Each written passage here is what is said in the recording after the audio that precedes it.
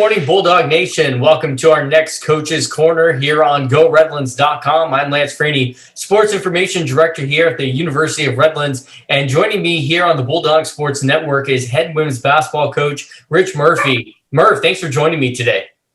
Absolutely. Pleasure to do so. Yeah, no, it's great to see you. We're right here in the middle of the summer. And that's kind of my first question for you is how has your summer been? Have you been able to relax a little bit? Been able to go on any vacations? No, the summer has not been relaxing at all. In the process of trying to hire an assistant coach, just getting recruiting starting. Haven't had much time to do much with my family. It's been a rough start, but we're hoping, August will probably be a better time for us to try to find some things to do. Mm-hmm. Now, how many tournaments have you been traveling to for the recruiting process this summer? Well, it really starts in July for us. Okay. So that's when the travel begin. So right now there's a tournament going on in Oregon, but through technology nowadays, most of these tournaments are put online and you can watch them live. So the Oregon tournament right now, just before even talking to you, I was watching games online. Okay. So it gives me a chance to see these kids play and not have to be there physically. I'd rather be there physically. I enjoy going in there and being there. But for me at this time, it's a little bit easier for me just to watch them online and be able to evaluate and see what kind of talent there is out there. Yeah. Now, looking back on the season, you dealt with a number of obstacles from COVID-19, not having fans in the stands for a number of games, sometimes playing with a limited roster. But somehow you managed to battle to win the 2021 SCIAC regular season championship title, clinching the number one seed in the SCIAC tournament. How did you keep the team in the moment and together throughout the season with all those obstacles you faced? Well, to be honest with you, I think it was 2 years ago. We had our run when we won the conference and went to the national tournament and got a first round win, first ever in school history. Mm-hmm. And when we were coming back the next year, we were excited to build on that. We felt like we were starting to get a little bit of recognition and we were excited just to kick it into gear. Mm-hmm. And COVID hit. And through that season, I think it was really hard on these young ladies to have the success that they did to not to be able to repeat it. You know what I mean? So for them, it was more of a thing like they were mad. And we felt like we lost that momentum that we had due to COVID. And I think when they came back, they really wanted to prove what they did was not a fluke. They really wanted to show that this team is for real and this program is for real. And we're going to continue to do those things. So I think a lot of it was on them to have that desire and that commitment to come back and prove that they wanted to do it again. That it was more surrounded by them than anything else. Okay. Yeah, we had the no fans. Yeah, we had, kids missing games in the beginning and everything like that. But they stuck together because they knew what the ultimate goal was. Mm-hmm. And that was to win the conference and hopefully get back to the national tournament. So it had a lot to do with the players that we had more than anything else. I mean, we had 5 or 6 of those kids that played in that season that went to the national tournament, and they just wanted to prove that they could do it again. So a lot of it was put on them. I was really impressed and proud of how they put that together for this year. Of course. Now, you've been with this program for 15 years, longest tenured coach in program history. You've made the SCIAC tournament every single season since your arrival. You have 236 career wins here with the Maroon and Gray. You have 3 SCIAC regular season championship titles back-to-back over the last couple of years, 2 SCIAC tournament titles. You've made the national championship tournament with the first win in program history there, an impressive feat for anybody to accomplish. What do you credit that success to for you? I know you've talked about the players, but you must have brought something to the mix, Murph. Yeah, I'm old. I've been here a long time. That's all. I don't know. You repeat that it's the players because it really is. When it's all said and done, it is the players. It's the kids we bring in. It's their commitment to wanting to be great. As you look, I started off really strong, and then went through a period where things kind of leveled off a little bit. And I had a couple losing seasons that were really starting to get to me. And I started thinking, man, maybe I'm not very good at this anymore, and it was hard for me to see that the success had gone away. And I remember sitting down with one of my assistant coaches and asking, what am I doing wrong? Or what can we do better to get this back on track? And one of the things we decided on was really recruiting kids who really want to be here, and really want to commit to something that is, to me, that is very special. To me, this program is we're very family oriented. We take care of one another. We look out for one another. There's no doubt about that. But there's that commitment to want to win that I think really pushes us to be successful as we have been, and finding the right fit and the right kids that really want that, I think helps. We got rid of about 4 or 5 kids that decided they didn't want to play anymore, or they just wanted to focus on their studies. And when those kids that were kind of halfway in decided that, coach, it's just not for me anymore, we brought in those kids that really were 100% in. And once we started bringing those kids in, you saw the success start to happen. And it happened right away for me in this program. So you want to think it's me, but it's got a little bit maybe, but when it's all said and done, it's them. It's their commitment. And the assistant coaches I've had come through here, from the graduate assistants to the full-time assistant, they have helped me along the way so much that I can't take full credit for anything, because it lies within everyone who's ever entered this program and given everything they've got, from a player to an athlete to a coach. That's why the success has come. Mm-hmm. Yeah, you've surrounded yourself with great coaching staff, players, the staff around you, and you've made it happen. So that's great. Now, how would players describe you as a leader? What's your leadership coaching style? I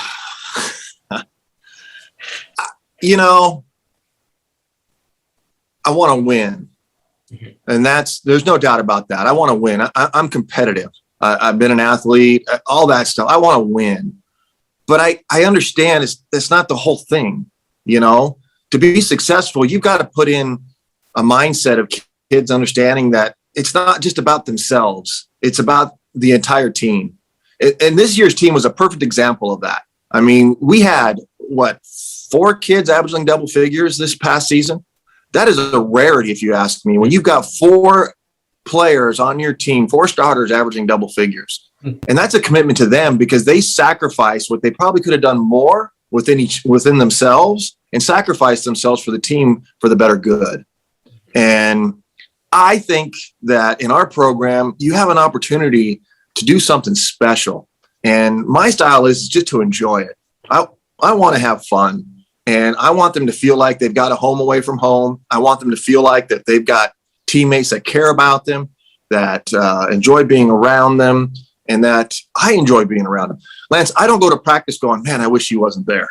I don't feel that way. I go to practice going, man, I really enjoy these young ladies that I have.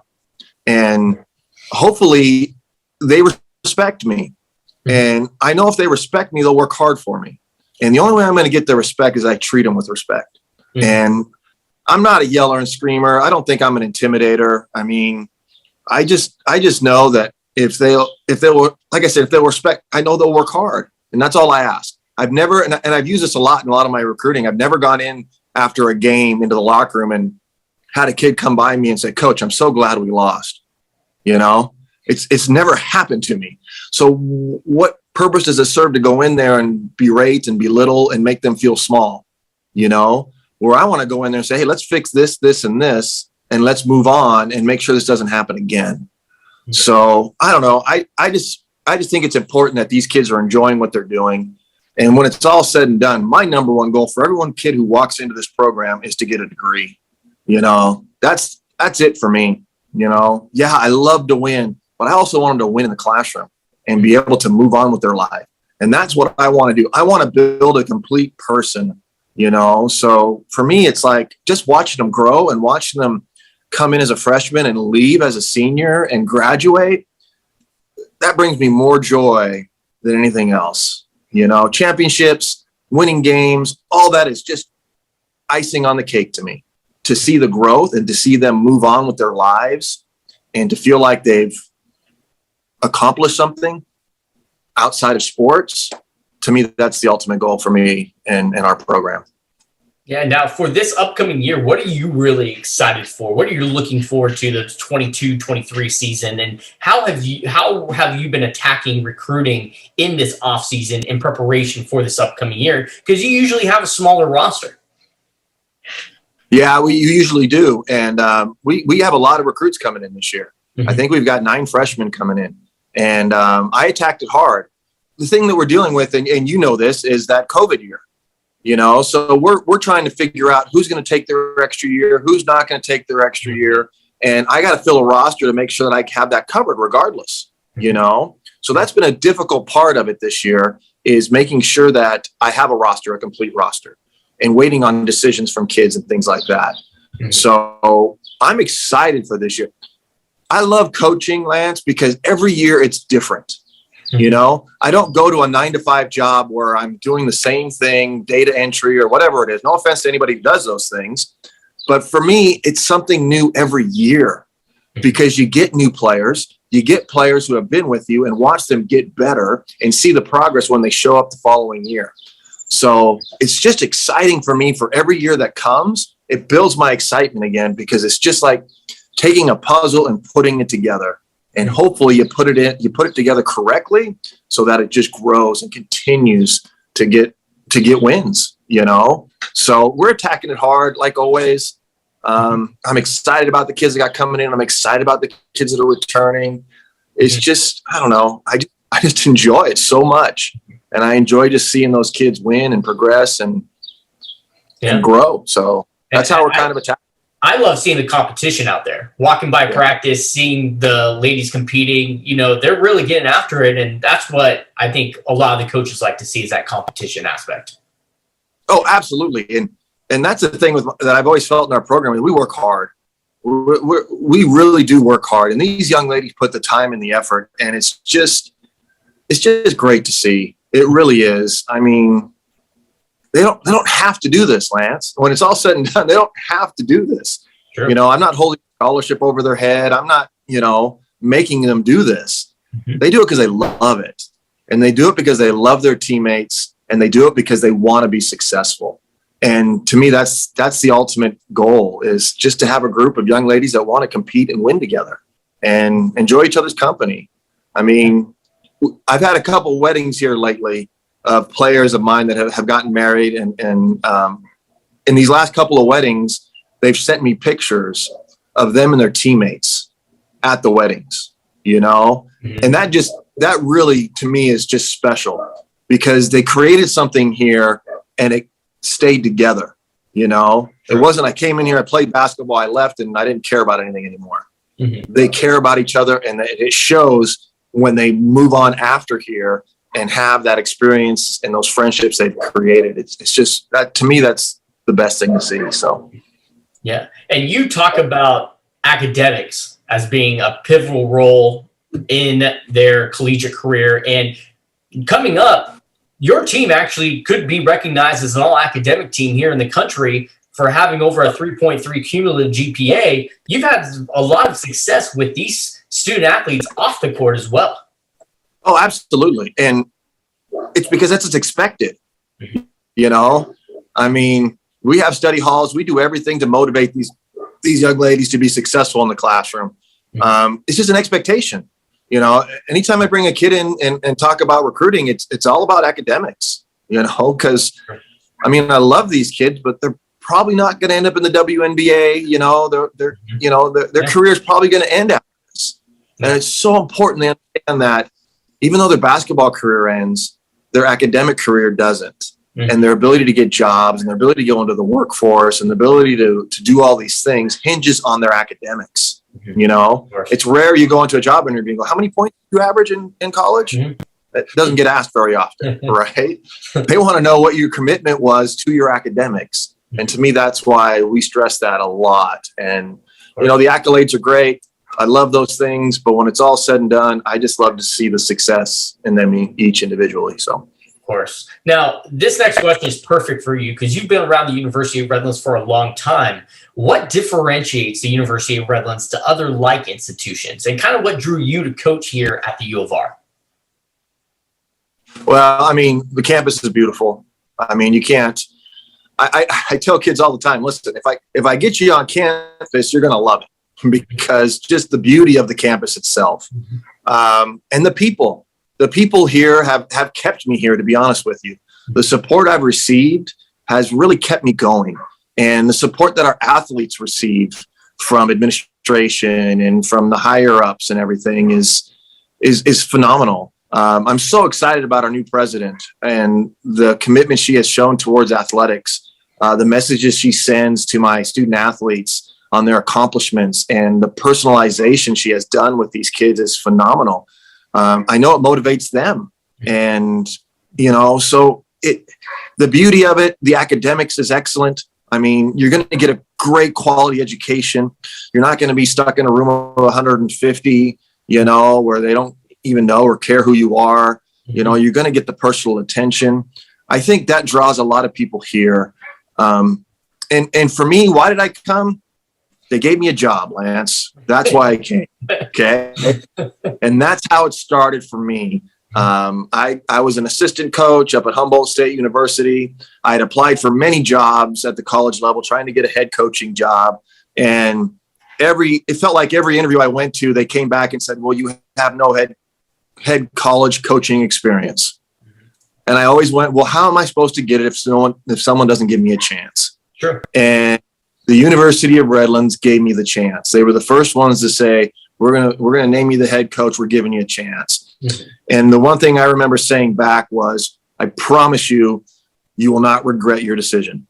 And I really worked hard to make sure that they haven't regretted that decision in the last 15 years. And that's what keeps me here, because I want to continue to prove that the decision they made, that everyone else didn't, and everyone else screwed up, if you ask me, this institution didn't.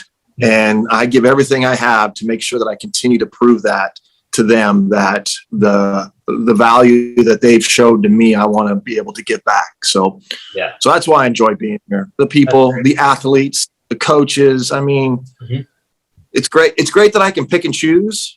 And I think I've made some pretty good choices in my 15 years here of who I brought in athletic wise and coaching wise and support wise. I feel pretty confident in the things that we've accomplished because of that. So, and you've also been able to teach classes on campus, being a faculty member here. Yeah. And I really enjoy that. I know a lot of coaches don't like to teach sometimes, but for me, it really gives me a chance to meet students outside of basketball. And I get to go in and have students from the football, the baseball, the tennis, soccer, lacrosse. I get to meet all these students across the board. And my class, I mean, I think is really good personally, but it's called Theories of Coaching. And it gives me an opportunity to talk to these young kids about what it takes to be a coach and the pitfalls and the experiences I've gone through. It took me a long time to get to where I am now. And it was a grind, and it was not easy to get here, but it was worth it. And to be able to teach these things to these young athletes and then get to share in their accolades, to go to their sporting events and to be able to watch them perform. That's what I really enjoy, because I get to know kids outside of the basketball program. And I really enjoy doing that, because I get to see these other kids in different avenues of their lives. Of course. Well, the last part of this Coach's Corner that I want to ask you, just to kind of get to know you a little bit more. And I'm sure a lot of the viewers watching this will want to get to know you a little bit more as well. So first thing that comes to your mind when I ask you these questions, okay? The first one's going to be favorite food. All right. Blue cheese fondue. Blue cheese fondue. Never even heard Love of it. Oh, love it. French bread dipped into the blue cheese fondue. Uh-huh. I only get it in occasions. I get it for the Super Bowl. I get it for New Year's. Okay. Sometimes I'll get it in between, but when it happens, delicious. Wow. How did you start liking that? Like, who made it for you? Believe it or not, when I was little, my mom used to make it for our New Year's Eve parties that we used to have at our house when I was young. My mom has 11 brothers and sisters. So we should have these gatherings on New Year's Eve at our house, and they would be huge. And I always remember the blue cheese fondue. But you have to get the right French bread. It can't be stale. It has to be soft. It has to be fresh. Okay. It's delicious. Wow. Okay, I'm going to have to try that. Interesting. Okay, second one. Favorite hobby? If you have one. I know you like to golf, but is there any other things outside of that you enjoy doing?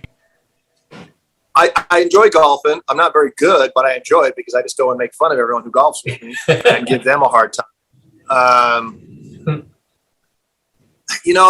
don't have a lot of hobby. I like to just sit back on the couch and watch movies and shows, and just, that's when Heidi and I can just sit down and just be with each other and just kind of, watch what's ever on TV, and we record a ton of stuff so then we can watch it. And so that's a pretty good hobby of mine. I enjoy just sitting back, relaxing with my wife and my daughter and just watching movies and watching shows. So I like doing that.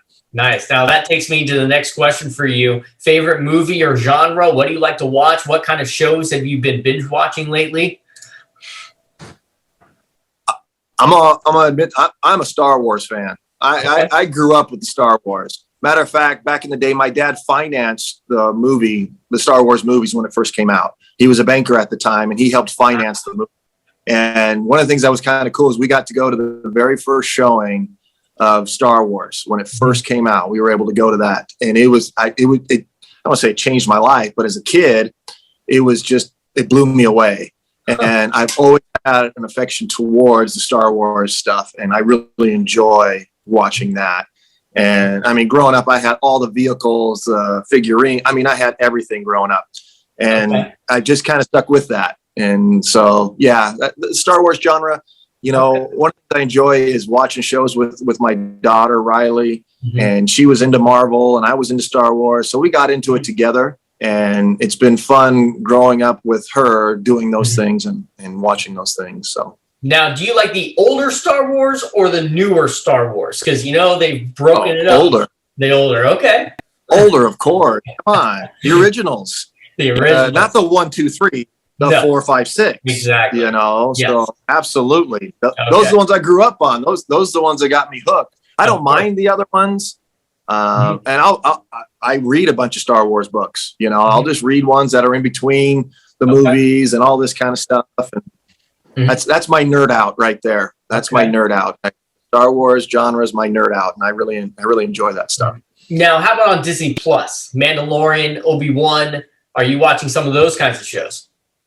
Absolutely, with the family. Okay. We all sit down and just watch them. That's nice. Why it's a good time for me.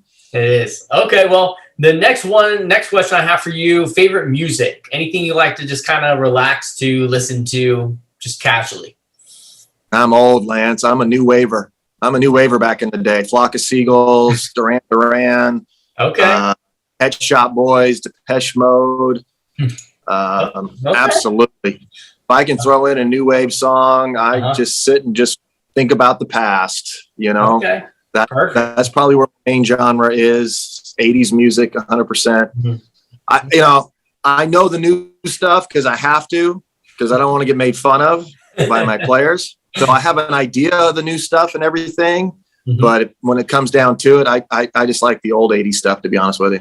Okay. Well, we might have a new playlist for this upcoming basketball season, possibly. Oh, I would put it on there 100%. It's just I know I'd get the mutiny by some of my players. I don't think they'd thoroughly enjoy that, but I know I would. I would sit there and enjoy a pregame. Of course. Normally, I just stretch time in a pregame, but if I had some new wave music, that would relax me. Maybe the players might want that for me. We'll see if that happens. Well, maybe this year I'll slip one in there for you, one or two. There you go. The last question I have for you, if there's one place in the world that you could go to, a destination spot, where would it go? Or where would you go? My wife would love to know this because I don't want to go anywhere. I like being home. I'm not going to lie. I like the comforts of home. But if I could go anywhere, I don't know. I spent 2 years in Venezuela, and I think I'd like to go back one day and just go over the places that I spent that time. Mhm. You know, I was in Maracaibo, I was in Aruba, Aruba's outside of Venezuela. I was in a lot of places out there that I think would be kind of cool to go back. Another place I'd really like to go is Argentina. Okay. That was where my mom was born and raised, and I'm half South American. I know most people don't know that about me, Wow. but that's where, and I've never been to where she was born and raised. So I think that would be kind of fun to be able to do too. But Mhm. it takes a lot for me to get out of the house and ask my wife. Drive her crazy. She wants to go do so many things, and I'm just kind of stuck in the mud. You know, I like the creatures of home and Mhm. being close by. But Of course. those are two places I think I'd really enjoy being. Okay. Well, there's nothing wrong with being at home, being somewhere comfortable that you know. So Absolutely. Well, that's all the time we have for today. I want to thank Coach Murph for joining me here on the Bulldog Sports Network. Make sure to stay tuned in for our next installment of Coach's Corner here on GoRedlands.com next week when we sit down with University of Redlands head football coach Jim Good, who led the 2021 Bulldogs to the SCIAC championship title and a berth into NCAA Division III National Championships. Once again, I'm Lance Frady, joined by Rich Murphy. Go Dogs. Rich, thank you so much for hopping on with me. Thank you, Lance. Appreciate everything you're doing. I'm enjoying the progress of the sports information. I'm loving everything you're doing. Keep it up. Perfect. Thanks so much, Murph. Appreciate it. And we'll see you in Courier this upcoming year.